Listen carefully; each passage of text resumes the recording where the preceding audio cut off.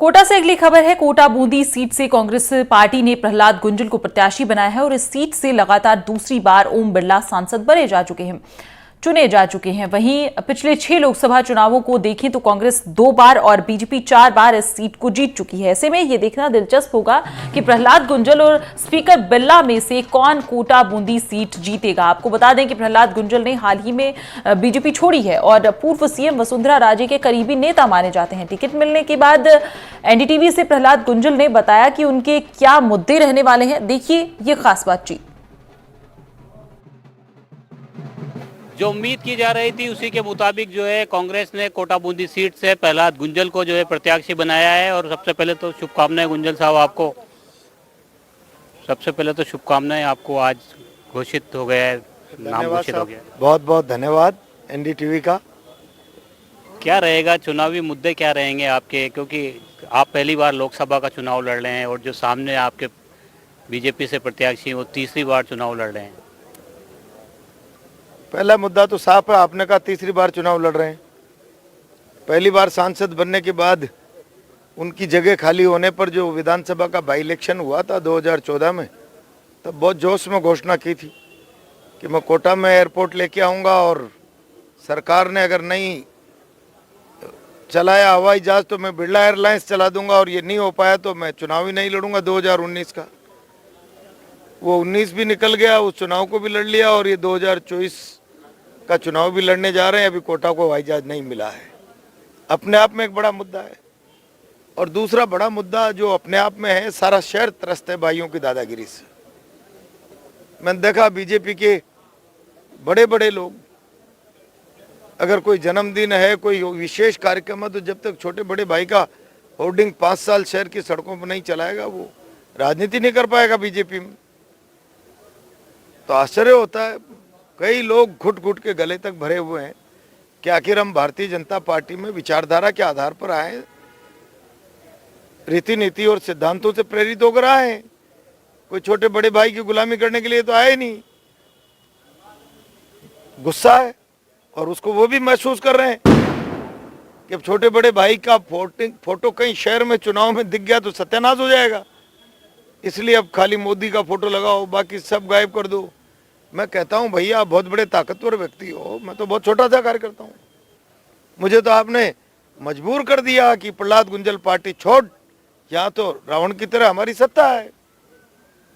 इतने ताकतवर हैं आपके भाई, भाषण करते हैं, ओम इतना बड़ा है, कहता है मोदी सिट डाउन।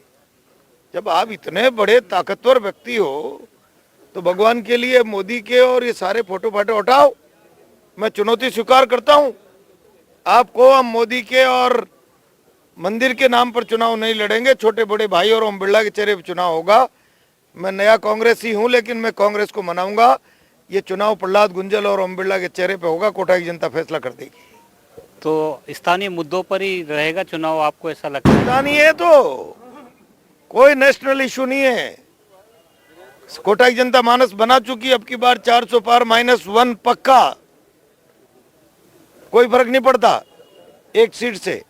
उन्हें बस अहंकार जो देख रही है पिछले 10 सालों से, और जो सारी व्यवस्था पर कब्जा और जो भाइयों की गुलामी करेगा वही पार्टी में सर्वाइव करेगा। आखिर आदमी सत्ता के पावर के सामने जिल्लत बर्दाश्त कर सकता है, विरोध करने का साहस जुटा पावे नहीं जुटा पावे, लेकिन जब फैसला करने का अवसर आता है तो फिर वो फैसला ठीक करता है। और वो कोटा ने मन बना लिया इस बार। प्रहलाद जी, अब आपको 8 विधानसभाएं कवर करनी पड़ेगी। आप विधानसभा के तो चुनाव खूब लड़े हैं, लेकिन लोकसभा में जो है वो टीम, वो मैनेजमेंट, उसके लिए क्या तैयारियां की आप? मैं तो 24/7 फकीर आदमी हूँ। कोटा की राजनीति में मेरे बराबर 24 घंटे कौन है? मैं न कारोबारी हूँ, न व्यापारी हूँ, न दलाल हूँ, न प्रॉपर्टी डीलर हूँ, न अवैध धंधों में उलझा रहता हूँ। सीधा सीधा जनता की सेवा में समर्पित रहता हूँ। और मेरा 30-35 साल 40 साल का बचपन से विद्यार्थी काल से लेकर आज तक का कौन सा गांव है जिसमें लोग मुझे नहीं जानते? मैं पहुंच पाऊं नहीं पहुंच पाऊं, बरसों की मेरी सड़कों पर लोगों के लिए लड़ते और संघर्ष करते और लोगों से मिलते जुलते, सुख दुख में एक दूसरे के साथ खड़े रहते हुए लोगों ने देखा है मुझे। तो क्या करना, जितना भागूंगा पहुंचूंगा। लेकिन मुझे पता है कि ये चुनाव जनता लड़ेगी। एक तरफ जनता है और एक तरफ धन है, जनबल और धनबल। वहाँ तो पता चला है कि कोई 500 गाड़ियाँ तो चुनाव में अभी से झोंक दिए और दावा भी करते हैं कि हम पैसा वैसा। मैंने कहा पैसा लोग ले लेंगे लेकिन वोट नहीं देंगे, पक्की बात मान लीजिए। एक तरफ जनता लड़ेगी, एक तरफ जनबल और एक तरफ धनबल। एक बात और है कि शांति धारीवाल, जिनके सामने आप 3 बार चुनाव लड़े, आपके प्रतिद्वंदी रहे, आप उसी पार्टी में हैं, दोनों एक ही पार्टी में, तो शांति धारीवाल की क्या भूमिका रहने वाली है और आपकी अब तक कोई बात हो पाई है या क्या उसका मैसेज है? अब मैं पार्टी का कैंडिडेट बन गया हूँ, सभी नेताओं से बात करूंगा। बातचीत चल भी रही है मेरी कैंडिडेट बनने की संभावनाओं के साथ ही, लगातार 2-3 दिन से बातचीत चल रही थी। और कांग्रेस में इतना बड़ा स्पार्क है, और मैं ये बात आपको बता रहा हूँ, जिस पार्टी में मैंने 40 साल विद्यार्थी जीवन से, हाई सेकेंडरी से लेकर आज तक के खपा दिए, मेरे त्याग की, बलिदान की जिस पार्टी ने कीमत नहीं समझी, कांग्रेस ने एक ही दिन में उसका सम्मान किया, एक ही दिन में। और केवल कांग्रेस के शीर्ष नेतृत्व ने सम्मान नहीं किया, मैं उनका आभारी हूं, सबका, प्रदेश और सेंटर के नेतृत्व का। नीचे के वार्ड लेवल तक के कांग्रेस के कार्यकर्ता में स्पार्किंग है। प्रहलाद गुंजल आम आदमी के लिए जीता है, कार्यकर्ता के लिए जीता है। एक ऐसा व्यक्ति हमारे बीच में आया है, मेरी उम्मीद से ज्यादा कांग्रेस ने मुझे, मेरी उम्मीद से ज्यादा स्वीकार किया है। और स्वीकार नहीं किया, स्पार्क, ऊर्जा आ गई चुनाव लड़ने।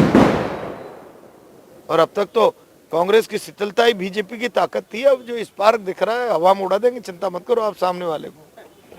तो प्रहलाद गुंजल जो है टिकट मिलने के बाद काफी उत्साहित है, लगातार यहाँ पर लोगों के पहुँचने का और शुभकामनाएं देने का सिलसिला भी जारी है। उनका कहना है कि कांग्रेस में स्पार्क नजर आ रहा है और मतदान के दिन ये स्पार्क ईवीएम पर नजर आएगा और नतीजों में भी ये नजर आएगा। कोटा से सहयोगी हेमंत जोशी के साथ शाकिर अली, एनडीटीवी।